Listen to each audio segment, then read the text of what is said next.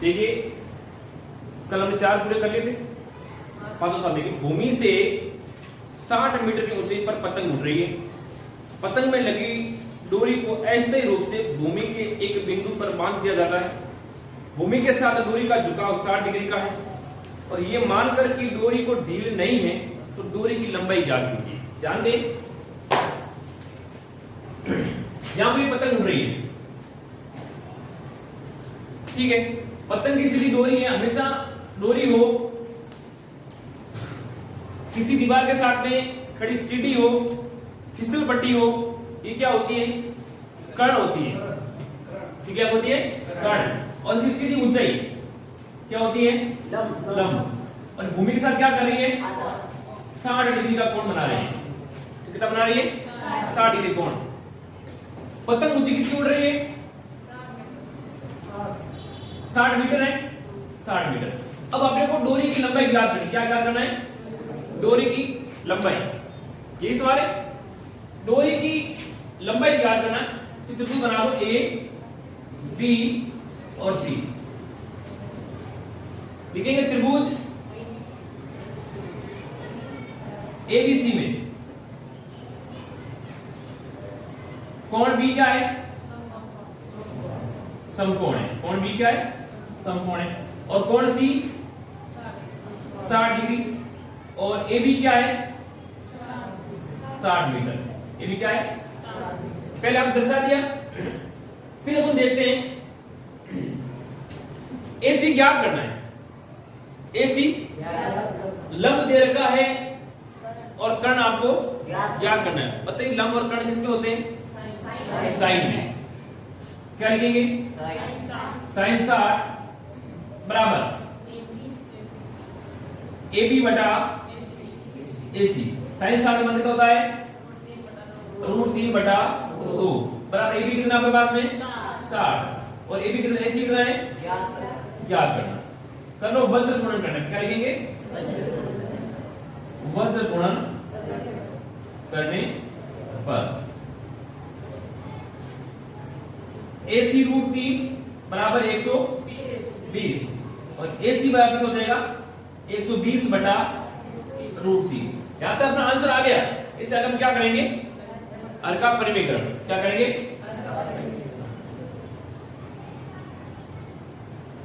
हर का परिमेयकरण। 120 बटा √3 मल्टीप्लाई √3 बटा √3 क्यों हो जाएगा? 120 √3 बटे में 3 से काटने कितना देगा? 40 √3। ये आपका ये क्या लिखेंगे अपन? पतंग की डोरी की लंबाई। पतंग की डोरी की लंबाई। नेक्स्ट सवाल देखिए आप।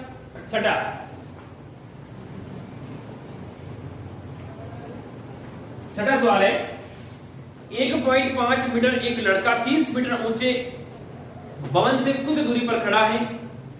जब वह ऊंचे भवन की ओर जाता है तो उसकी आंख से भवन के शिखर का उन्नयन कोण 30 से 60 हो जाता है। बताइए कि वह भवन की ओर कितनी दूर कर चलकर गया। तो ध्यान दे, यह एक भवन है, कितना है? 30 मीटर ऊंचा। कितना है? और 1.5 मीटर लंबा एक लड़का है। सबसे बड़ी बात ध्यान देना, हमेशा इसकी आंखों के साथ कोण बना। कोण यहां से बन रहा है। पहले कोण कितना था? 30 डिग्री का। और फिर वो आगे चला, कितना कोण बन गया? 60 डिग्री। फिर चला कितना, ये आपको देखना है। ये चला कितना है पहले वो देखना है। ए, बी, सी, डी, ई और एफ पहले नामांकन कर दो। लिखेगा अपन भवन की ऊंचाई। भवन की ऊंचाई कितनी है? 30 मीटर। भवन की वास्तविक ऊंचाई जो बच्चे की आंखों के साथ कोण बन रहा है, जहां से कोण बन रहा है,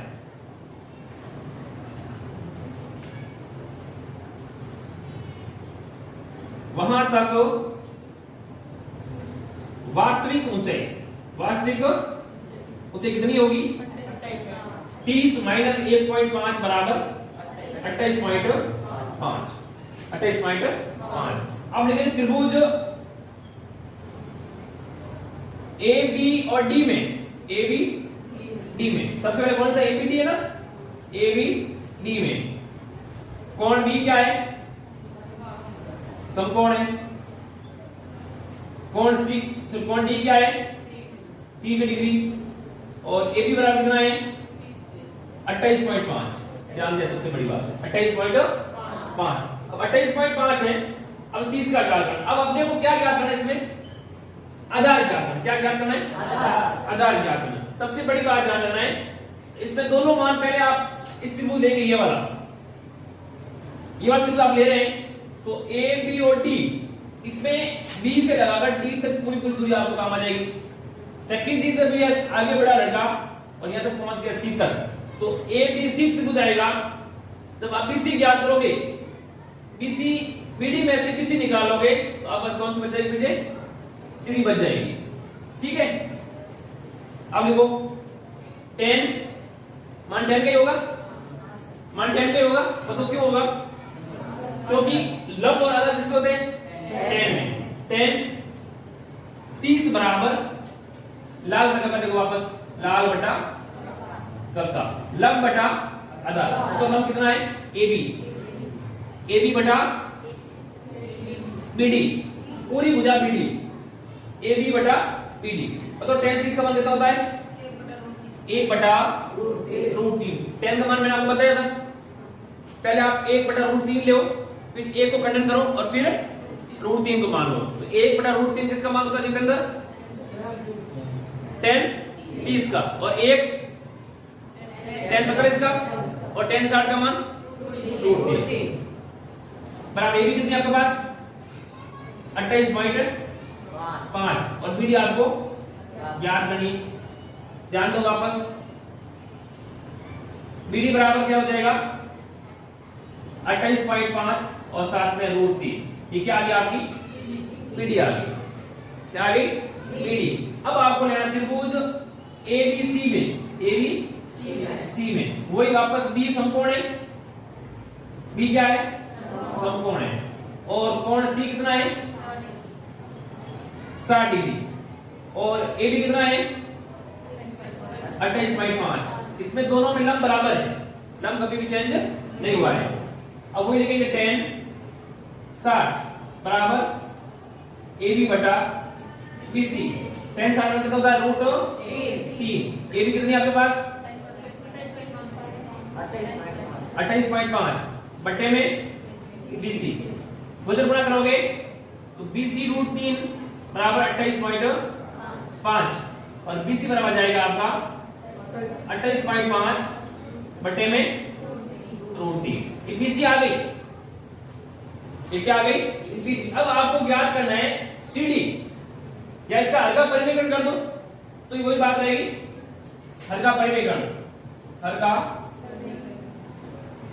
परिमेयकरण 28.5 बटे में 3 रूट मल्टीप्लाई रूट 3 बटा रूट 3 कितना हो जाएगा 28.5 बटे में हो जाएगा 3 और साथ आ जाएगा रूट। अब आपको क्या करना है सीडी, सीडी बराबर क्या हो जाएगा बीडी माइनस बीसी। सीडी बराबर तो बीडी कितनी है 28.5 रूट 3, आई हुई मेरे पास पहले से 28.5 रूट 3 माइनस 28.5 रूट 3 बटे में 3। यहां सबसे बड़ी बात है भिन्न की जोड़ वाली, लघुत्तम कितने आ गए 3। इसको करो वैसे गुणा 5 3 15 5 मसला आ गई 1 8 3 24 और 1 25 2 3 गुणी 6 और 2 8 रूट 3 माइनस 28.5 और रूट में 3।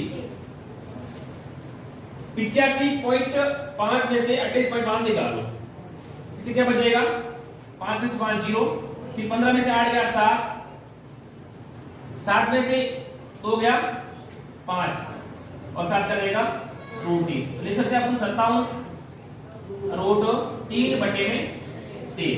इसको आप काट दोगे तो 3 से बिल्कुल कट जाता है, बिल्कुल कटता है 3 एकम 3, पीछे रहेगा शेष 2, 27 9 3 27, 19√3 कितना आ गया? तो कहेंगे बालक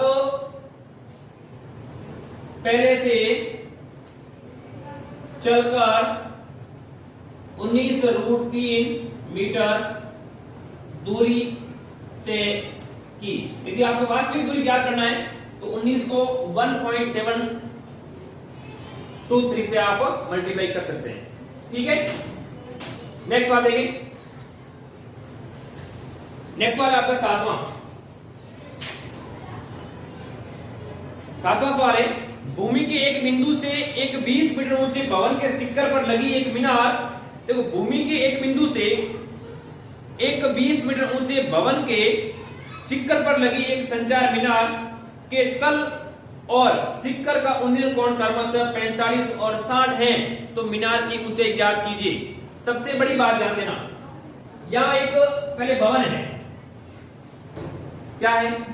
भवन है, और उसके ऊपर मीनार है, उसके ऊपर मीनार है। ध्यान सुना, भूमि के एक बिंदु से एक 20 मीटर ऊंचे भवन के शिखर पर लगी मीनार है। प्रश्न चित्र से पढ़ना, पर क्या कर रहा है? भवन है और भवन के ऊपर क्या है? मीनार है। फिर क्या कर रहा है? अब भवन कितना ऊंचा है? 20 मीटर। फिर क्या कहता है? तल और शिखर का उन्नयन कोण 45 और 60 है।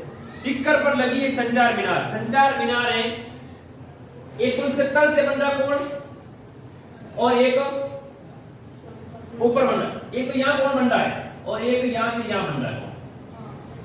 अब आपको इस मीनार की दूरी क्या करनी है, समझना सवाल की तरह से ध्यान देना। तो यहां कोण बन रहा है, पहले वाला कितना बन रहा है? 45, ऊपर वाला कितना बन रहा है? 60। पहले वाला कोण कितना बन रहा है? 45, और दूसरा कितना बन रहा है? अब इसी सवाल आपने देखा था लंब समानता, इसमें क्या समान है? आधार समान एक समान है। इसका नाम दे दिया हमने A, इसका नाम दे दिया B, इसका नाम दे दिया C, इसका नाम दे दिया D। सबसे बड़ी बात ध्यान देना, सबसे इंपॉर्टेंट सवाल मैं कह सकता हूं। आप कहेंगे सर इसमें तो आधार है, आधार दिया नहीं रहता है, तो अपन पहले क्या करेंगे? इसको हटा देंगे, इसको हटा दिया, एक त्रिभुज बन गया, लंब दे दिया, और ज्ञात क्या करना है? आधार। सबसे इंपॉर्टेंट पॉइंट का त्रिकोणमिति के कुछ अनुप्रयोग का इंपॉर्टेंट पॉइंट है, जब आपको